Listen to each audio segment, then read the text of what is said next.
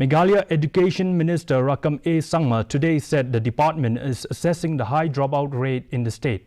Expressing concern, Sangma said that the government has asked the deputy commissioners to reach out to schools where the performance is not up to the mark. The 2023-24 SDG Index report has pointed out that the average annual dropout rate at secondary level, that is class 9 and 10, in Meghalaya is 21.7, which is the highest in the region.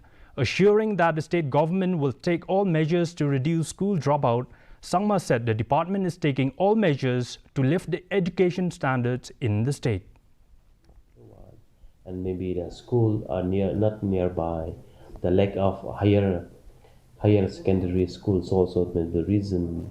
And maybe there are many factors where the dropout is happening.